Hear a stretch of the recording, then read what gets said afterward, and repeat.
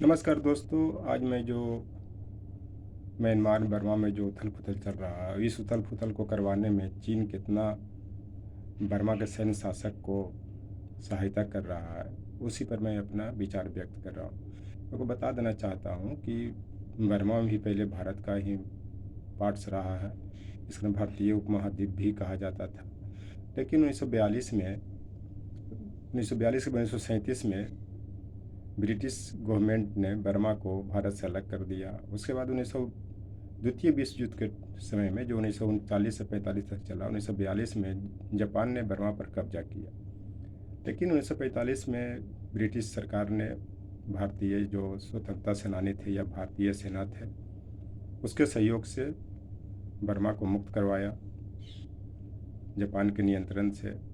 उसके बाद 1958 में सेना ने बर्मा को सत्ता में प्रवेश करता है, और वहीं से बर्मा में सेना को प्रवेश करने के बाद बर्मा की जो स्थिति है, जो म्यांमार की स्थिति है, वो बदलने लगता है। उसके बाद 1962 में चीन के द्वारा भारत की हार होती है। तो वहाँ के जो बर्मा का जो शासक नेविन था, नेविन जो नेता कह लीजिए या चरमपंथी कह लीजिए, उसने वहाँ की तख्ता को पलट देता है। जो लोकतांत्रिक सरकार थी चीन के सह पर, भारत भी कमज़ोर पड़ चुका था। भारत को कमज़ोर देख करके ऐसा काम किया। तब से बर्मा में चीन का हस्तक्षेप बढ़ते जा रहा है। उसके बाद उस दिन प्रतिदिन बर्मा की क्या सिचुएशन है, अभी जो लोकतांत्रिक सरकार का जो विरोध कर रहे थे, वहाँ के शासक ने 100 लोगों को गांव में कहीं पे सम्मेलन कर रहे थे, उसको किस तरह से हत्याएं कर दी। उसके बाद जो सितवे बंदरगाह, जिसका विकास भारत नहीं किया था, उस पर भी चीन का कब्जा हो चुका है। मैं ये सब चीज़ इस कारण बता रहा हूँ कि भारत को उससे क्या खतरा है और भारत किस तरह से चीन के द्वारा घिरते जा रहा है। उसके बाद जो सितवे बंदरगाह है, वो जो नॉर्थ ईस्ट को एक तरह से जोड़ने का माध्यम है, और ख़ासकर मिजोरम को। और नॉर्थ ईस्ट को सेवन सिस्टर स्टेट भी कहते हैं, क्योंकि सेवन सिस्टर स्टेट ही भारत का जो एक अलग संस्कृति, एक अलग विचारधारा या विविधताओं में एकता के देश का प्रतीक है, दिखाता है। लेकिन चाइना आज कितना वहाँ तक पहुँच चुका है, किस हद से भारत को घेर रहा है, ये किसी से छिपा हुआ नहीं है। यहाँ तक कि जो भी नॉर्थ ईस्ट में जो आतंकवादी का अटैक होता है भारतीय सेना पर, या किसी भारतीय पुलिस हो या पैरामिलिट्री हो, कहीं ना कहीं चीन के सह से ही होता है। क्योंकि म्यांमार में इतना ताकत नहीं है कि भारत पर अटैक करे, जैसे पाकिस्तान में इतना ताकत नहीं है कि भारत पर अटैक करे।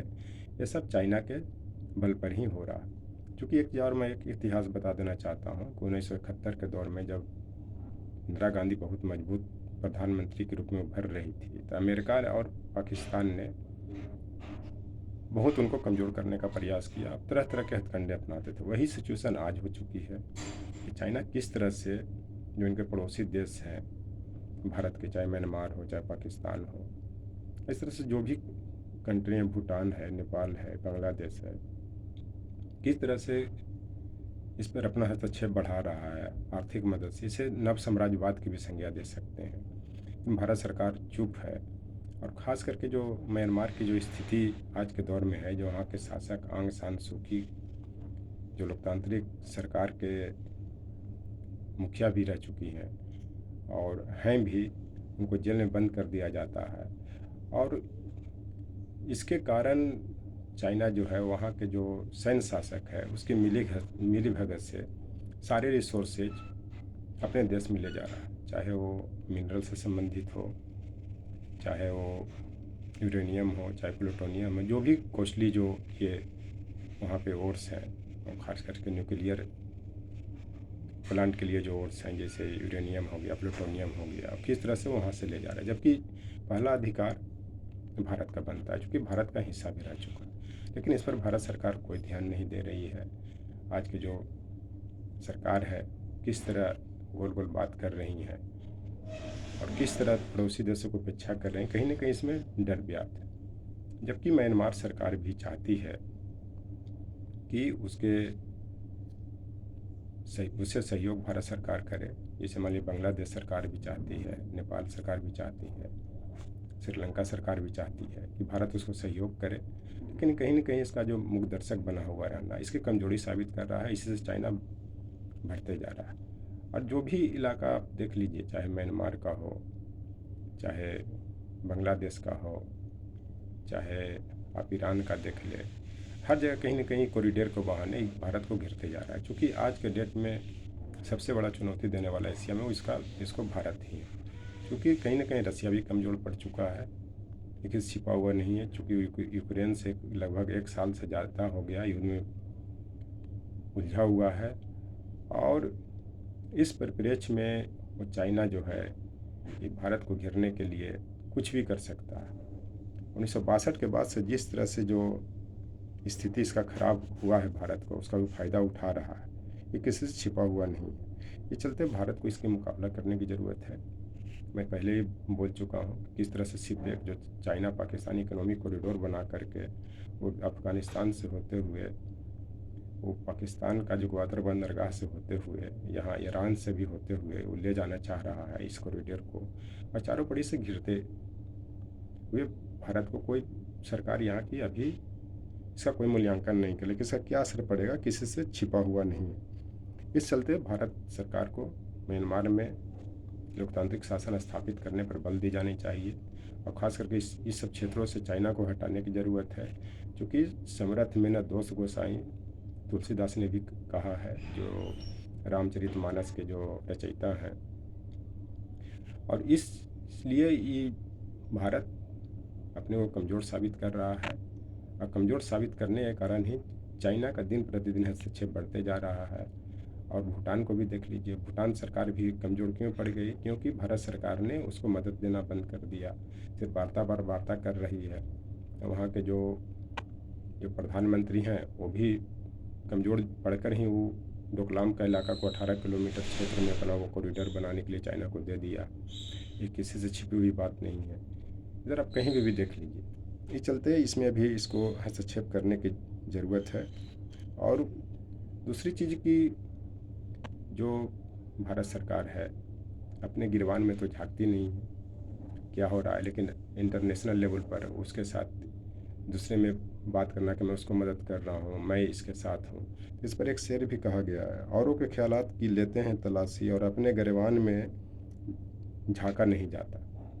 मतलब मेरा कहने मतलब कि दूसरे को तो बहुत ख्याल कर रहे हैं, जो भी दूर के देश हैं या कहीं के भी हैं, लेकिन अपने गिरबान में जो अपने अंदर क्या घटित हो रही है वो उसका आपको अंदाज़ा नहीं है कि किस तरह से चाइना जो है आपके क्षेत्र में घुस चुका है और किस तरह से आतंक मचाए हुए है। ये किसी से छिपी हुई बात नहीं है। चलते पहले अपने गिरबान में झांकना चाहिए, अपने गिरबान को मजबूत करना चाहिए। मेरा कहने का मतलब कि अपने देश को मजबूत करने की ज़रूरत है, सामरिक दृष्टिकोण से, भू राजनीतिक दृष्टिकोण से, आर्थिक दृष्टिकोण से, और सबसे बड़ी चीज़ जो है सुरक्षा के दृष्टिकोण से। क्योंकि देश की जनता, किसी भी देश की जनता सरकार से सबसे पहले जो यही खोजती है कि मैं सुरक्षित हूँ कि नहीं, हम लोग सुरक्षित हैं कि नहीं। और वो सुरक्षा देने में सबसे बड़ा जो योगदान होता है भारत माँ के सपूत जो सेना है, पैरामिलिट्री है, पुलिस है, उनका योगदान होता है, और उन लोग ही भारत माँ की रक्षा कर रहे हैं। लेकिन उनको आप जो है उसको कोई मौका नहीं दे रहे हैं, उलझाए हुए हैं। उन लोग को ही पता नहीं कब क्या हो जाए, सब सीमा पर बैठे हुए हैं। सब कहीं ना कहीं मन में अंदर से ये लगता है कि सरकार क्या कर रही है, न जीने दे रही है, न मरने दे रही है, न कहने को न मुकाबला करने दे रही है, न हटने दे रही है। आप गलवान का विवाद में देख लीजिए, जो आपका पेट्रोलिंग पॉइंट था कितना कम कर दिया है कि लगभग वो 62 में से आपको 37 पेट्रोलिंग पॉइंट से अलग कर दिया, वहाँ तक रोक लगा दिया। दूसरी चीज़ जो तिब्बत की भी जो बात हो रही है, तिब्बत में किस तरह से जो धांधली चल रही है उसको भी कहीं ना कहीं म्यांमार से मैं जोड़ कर देख रहा हूँ। क्योंकि जब तिब्बत पर उसका कब्जा हो गया, और तिब्बत भी यही उम्मीद करता था कि भारत मुझे सुरक्षा देगी, और सुरक्षा देना भी चाहिए था। लेकिन वाजपेयी जी ने 2003 में जब उनको तिब्बत पर जो स्वायत्त शासित क्षेत्र घोषित कर लिया, तो वहाँ के सब जनता कमज़ोर हुए, और वहाँ की जनता को किस तरह से गोली मारी गई। चूँकि जो वहाँ के करमापा जो था वो लगभग 20 साल पहले वहाँ से भाग करके चाइना चला गया था, क्योंकि वो चाइना का संरक्षण ही बनाया था। जिस तरह से आज चाइना ने किसी एक दलाई लामा को भी अपने स्तर से घोषित कर दिया है, खास करके चीन से ले जा करके वहाँ बैठा दिया है लोगों को, जैसे ग्वादर बंदरगाह में बैठा इन लोगों को बसा रहा है, उस तरह म्यांमार में ही बसा रहा है। और कहीं ना कहीं मिजोरम है, ये मेघालय है, त्रिपुरा, ये सब जो भारत का राज्य है कहीं ना कहीं असुरक्षित हो रही है क्या हो चुकी है। जिस तरह से गिलिस्तान बल्टिस्तान भारत के कब्जे से निकल चुका है लगभग, क्योंकि चाइना जब आ गया तो पाकिस्तान कोई औकात नहीं है कि चाइना से मुकाबला कर सके। और पाकिस्तान बहुत सा क्षेत्र को दे करके लीज पर रखे हुए है, आपके हाथ से अक्साई चीन भी निकल चुका है। म्यांमार का भी क्षेत्र भी आप देख रहे हैं कि किस तरह से निकलते जा रहा है, आप किस तरह से घुसते जा रहा है, आप कुछ नहीं कर रहे हैं। तो आप इन्हीं से अंदाज़ लगा सकते हैं कि देश की सुरक्षा किस तरह से खतरे में पड़ते जा रही है। और ये सरकार गुपचुप तरीके से बैठी हुई है और धमकी देती है, जो कुछ बोलेगा ये कर उसको जेल में डाल दूंगा, तो बोलने नहीं दूंगा। अब सिर्फ बड़े बड़े बात करने से कि विपक्षी पार्टी मुस्लिम आरक्षण, ये आरक्षण, ये सब सिर्फ वोट बैंक की राजनीति कर रहे हैं, इनसे कुछ बिगड़ने वाला नहीं है। तो इस पर एक शेर भी कहा गया है, कुचल कुचल के न फुटपाथ को चलो इतना, यहाँ पर रात को मजदूर ख्वाब देखते हैं। मेरा कहने मतलब कि कुचल फुटपाथ पर चलो, मैंने कुचल कुचल के चलने का मतलब है फुटपाथ पर ये है कि आप इस तरह से देश में एकदम चल रहे हैं, दिखा रहे हैं, तानाशाही दिखा रहे हैं कि मैं सुरक्षित हूँ, हर चीज़ एक एक चीज़ ऐसा ऐसा बोल रहे हैं। इस फुटपाथ का मतलब कि जो देश की जनता है उसको किस तरह से आप झूठ बोल बोल के कुचल रहे हैं। फुटपाथ मतलब रास्ता ही होता है, चाहे वो सड़क का रास्ता हो, चाहे सीमा का रास्ता हो, चाहे हाईवे का रास्ता हो, आप ये सब जनता के लिए है। और जनता, फुटपाथ मतलब एकदम ज़मीन से जुड़ा हुआ चीज़, ज़मीन से जुड़ा हुआ वो जो व्यक्ति होता है वो जनता होता है। उसको इतना कुचल रहे हैं कि आदमी यहाँ के जो मजदूर है रात में ख्वाब देख रहे हैं, कि ये ख्वाब देख रहे हैं कि रात में भी कैसे ज़िंदा रहूँगा नहीं रहूँगा। वो मजदूर सेना भी हो सकती है, देश की जनता भी हो सकती है, पैरामिलिट्री भी हो सकती है। और इस सबको किस तरह से कुचल रहे हैं, किसी से छिपा हुआ नहीं है। इस कारण म्यांमार में जो चाइना को हस्तक्षेप है किसी भी कीमत पर रोकने की ज़रूरत है। और आंग सान सू की को जेल से रिहा कराने की ज़रूरत है ताकि म्यांमार के साथ साथ भारत के भी संप्रभुता, राष्ट्रीय एकता, अखंडता और सामरिक दृष्टि से सुरक्षा सुरक्षित रहे। Thank you.